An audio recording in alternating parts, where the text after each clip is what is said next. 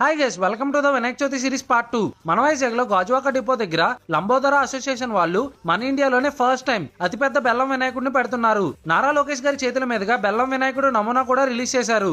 75 feet height ఉండే ఈ విగ్రహాన్ని తయారు చేయడం కోసం రాజస్థాన్ నుంచి స్పెషల్ గా తెప్పించిన 20 టన్నుల బెల్లం ని యూజ్ చేస్తున్నారు.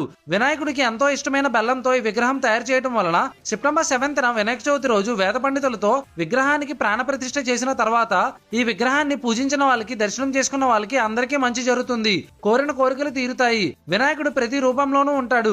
అందరూ వచ్చి కంపల్సరీగా దర్శనం చేసుకోండి. ఇక్కడ ఎగ్జిబిషన్ కూడా పెడుతున్నారు. Giant wheel, food stalls, fun rides, ఇలా ఎవ్రీథింగ్ రాబోతున్నాయి. ఈ ఇయర్ మన వైజాగ్ లో బెల్లం వినాయకుడి పేరు బాగా వినిపించబోతుంది. ఇంకా 3 డేస్ మాత్రమే ఉంది. లొకేషన్ ఎగ్జాక్ట్ గా గాజువాక బస్ డిపో పక్కనే ఉన్న ఎగ్జిబిషన్ గ్రౌండ్ లో పెడుతున్నారు. ఇంతకీ మీరు ఎప్పుడైనా బెల్లం వినాయకుడిని చూసారా? మీకు ఎలా అనిపించిందో కింద కామెంట్ చేయండి. Follow Vizag entrepreneur for more updates.